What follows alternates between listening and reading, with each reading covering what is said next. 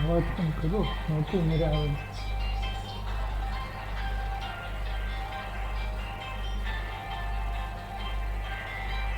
राजनीतिक भूगोल के दृष्टि से ही हम जिन विषयों पर चर्चा कर रहे थे, राजनीतिक भूगोल की प्रकृति के अंतर्गत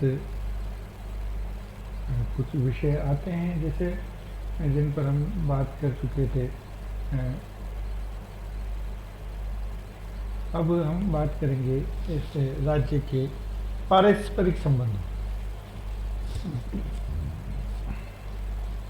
पहले भी इस विषय पर कुछ जैसे बातचीत हमारी हो चुकी है, लेकिन फिर भी कुछ विषय अगर छूटते हैं तो उन विषयों पर इस विशिष्ट टाइटल के अंतर्गत हम बात कर सकते हैं।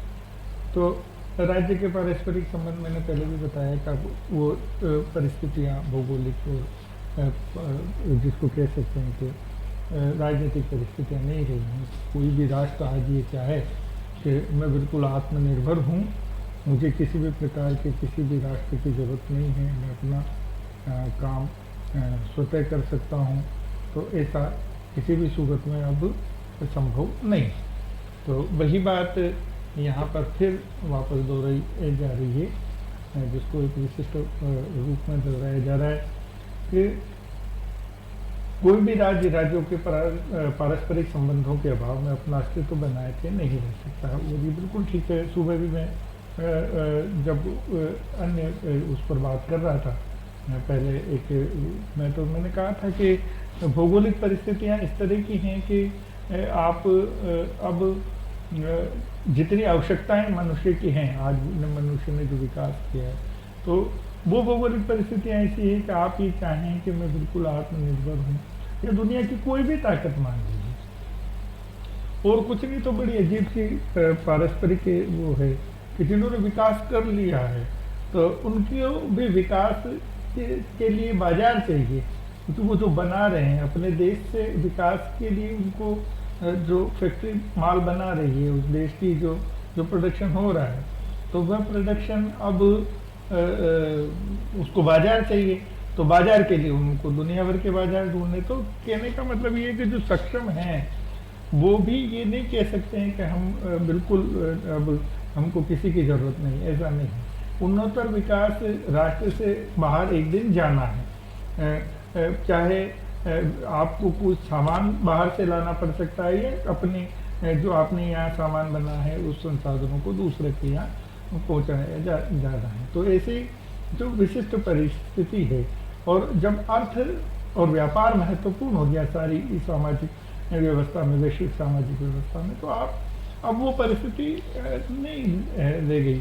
अब आप देखिए कि तो दुनिया कितनी छोटी हुई है, इसकी कल्पना आप लोग कर सकते हैं कि कोई भी दुनिया का सामान किसी भी कोने में, छोटे से छोटे गांव में यहाँ आपको मिल जाएगा। जैसे जापान जितने भी टेप रिकॉर्डर, टेलीविज़न, और चाइना जितने भी अपने इलेक्ट्रॉनिक्स के सामान बनाता है, छोटे से छोटा, भारत का देश हो, भारत के गांव हो, या दुनिया का कोई भी कोना, वहाँ पर भी आपको ये सभी सामान आसानी से उपलब्ध है। तो इसका मतलब ये है कि आज ये जो विकसित राष्ट्र हैं, आज ये अगर दावा करे कि हमको दुनिया में किसी भी राष्ट्र की आवश्यकता नहीं है, तो ये बिल्कुल निरर्थकता जान पड़ता है वो। और निश्चित रूप से जिसको कह सकते हैं कि एक चुनौती की बात है विश्व को, उसको समझने की बात है। अब ये जो अंतर्राज्यीय संबंध है ये बहुस्तरीय हैं। बहुस्तरीय का संदर्भ यहाँ पर ये है कि कभी कभी ऐसा भी होता है कि जैसे कोई राष्ट्रों के बीच की संधि हो, वहाँ के दो राज्यों के बीच की संधि हो, दो कंपनियों के बीच की संधि, तो कई स्तर हो सकते हैं उसके। और कुल मिलाकर ये कि हमारे क्षेत्र का, हमारे राष्ट्र का कैसे विकास हो, तो वो जो पारस्परिक संबंध है, संधियाँ हैं। अब आप देखिएगा कि मतलब ये भी एक अजीब गरीब तरह का विषय है कि दुनिया भर के जितने भी लोग हैं वो अमेरिका के या इंग्लैंड के या ये बड़े देशों के विश्वविद्यालय में पढ़ने जाना चाहते हैं। तो अब ये एक नया विषय है मतलब आर्थिक विषय की बात तो मैंने पहले की, लेकिन शिक्षा के मामले में भी ऐसा हो सकता है।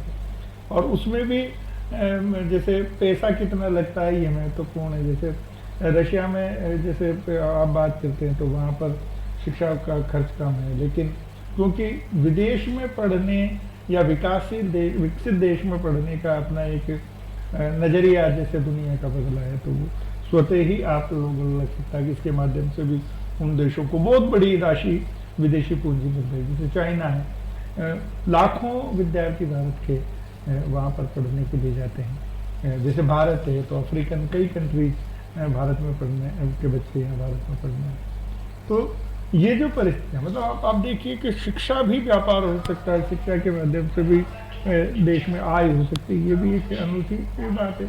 इसी तरह कल्चरल है जो जैसे जितने भी मोन्यूमेंट हैं, इतिहास के विभिन्न पक्ष है, मानवता की प्रगति के कई पक्ष हैं, तो उनको देखने दुनिया भर में टूरिज्म के माध्यम से लोग आते हैं। हमारे यहाँ तो जैसे टूरिज्म का नया जैसे विषय टूरिज्म भूगोल अपने आप में स्टैब्लिश हुआ, लेकिन राजनीतिक दृष्टि से आप देखेंगे तो एक नया विषय आप लोगों को ध्यान में आता है कि हमारे ध्यान में आता है कि ये भी जैसे व्यापार की दृष्टि से उस क्षेत्र के, जैसे अब अपन देखते हैं कि टूरिज्म के विकास की भी कई राज्य कई देश विकास की बात करते हैं। और स्विट्जरलैंड जैसे राष्ट्र तो यही है कि उनकी तो 99% जो जिसको कह सकते हैं अपन के इकोनॉमी टूरिज्म पर तय है। आपका इटली है और ये कई ऐसे राष्ट्र हैं। तो आपका पूर्वी एशिया के जितने राष्ट्र हैं, बैंकॉक वगैरह रही है, तो उनकी सारी इकोनॉमी उसी पर निर्भर करती।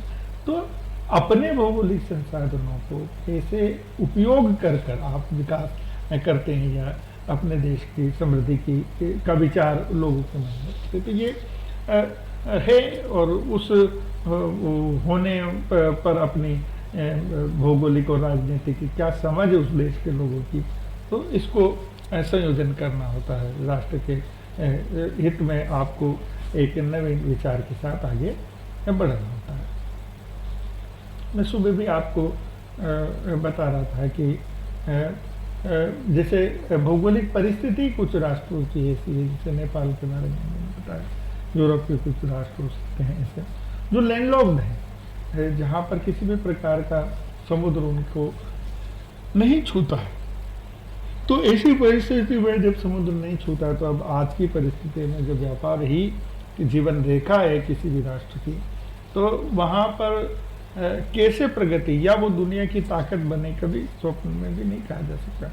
कोई भी लैंडलॉक्ड राष्ट्र दुनिया में कभी भी ताकत बन जाएगा ऐसा नहीं, क्योंकि किसी को भी ताकत बनने के लिए कहते हैं कि सर्वांगीण सुविधाएं उसके यहाँ होनी चाहिए। जैसे अमेरिका है तो आज हर तरह की सुविधा उसके पास है, इसलिए वो है, और कई सुविधाएं और राष्ट्रों से ज़्यादा है, इसलिए वो राष्ट्रों से आगे हैं भौगोलिक दृष्टि से।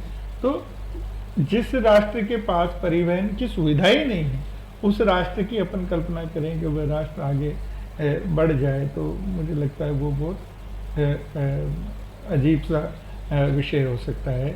मतलब उसके बारे में सोचा भी नहीं जा सकता। तो एक ये महत्वपूर्ण बात है।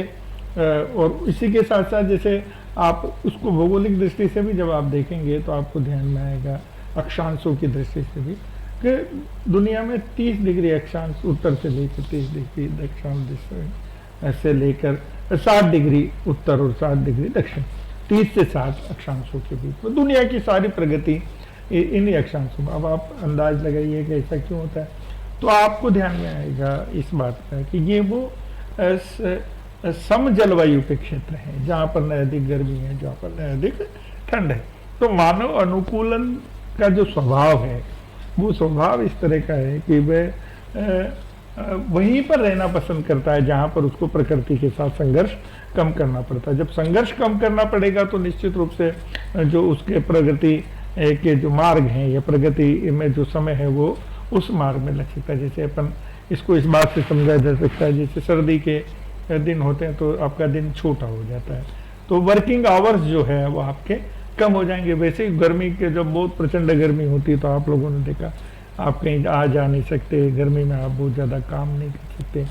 तो और उसके बजाय जो आपके बीच का ट्रांजैक्शन का समय है वो आपको ठीक लगता है, और उसमें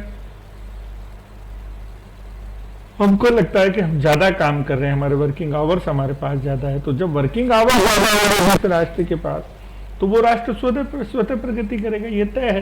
तो ये जो भौगोलिक परिस्थिति है क्या जलवायु से संबंधित, या उसकी आकृति, आकार और स्थिति, जो भौगोलिक कारक हैं, वो अगर उसके लिए उसको इस तरह से एक जिसको कहते हैं प्रिविलेज करते हैं, तो वो प्रिविलेज उस राष्ट्र को समझ में आना चाहिए। वह राष्ट्र उसको आधार मानकर अपने प्रगति के द्वार कैसे खोलता, रास्ते में कैसे बनाता है, तब जाकर वो बात होती है। अगर आपके पास ये सारी सुविधाएं हैं और आपके खोपड़े में ये बात ही नहीं आती है कि इन सुविधाओं का लाभ उठाकर मुझे दुनिया में आगे निकलना, तो आप दुनिया में पावर नहीं बन सकते, ये तय है। तो ऐसी परिस्थिति में उन सभी भौगोलिक परिस्थितियों को समझकर आप कैसे आत्मनिर्भरता की ओर बढ़ते हैं, आप कैसे सक्षमता की ओर बढ़ते हैं, कैसे सुदृढ़ होते हैं, ये सारे के सारे विषय भी यहाँ अपने को समझना पड़ेगा। और ऐसे में कौन सी चीज की आपकी या कमी है, उनको कैसे दूसरों से प्राप्त कर कर आप अपनी ताकत को बढ़ा सकते हैं। जैसे अपन ने देखा पिछले दिनों की दुनिया में कई देशों में रक्षा सौदे होते हैं, आपको अपनी सब चीजों के साथ रक्षा की व्यवस्था भी आपको करनी है, क्योंकि अगर आपका पड़ोसी ठीक नहीं है तो उससे आपको चौकन्ना रहने के लिए ये सब व्यवस्थाएं करनी है। तो दुनिया के कई राष्ट्र ऐसे हैं जो हथियार बेचते हैं, तो उनसे आपको संबंध ठीक रखने पड़ेंगे उनके यहाँ से, ताकि आपको हथियार उपलब्ध हो सके। हथियारों की भी अपनी एक राजनीति है, उनके उपयोग का किसको दें किसको नहीं दें, ये उस बनाने वाले पर निर्भर करता है। और जब एटॉमिक ये सारा दौर चल गया है, तब तो बहुत ही खतरनाक विषय हो सकता है कि किसी ऐसे गैर जिम्मेदार राष्ट्र को अगर आपने ये सारी व्यवस्थाएं दे दी, तो वो कब बम फोड़ देगा क्या पता, सारी मानवता के लिए खतरा हो सकता है।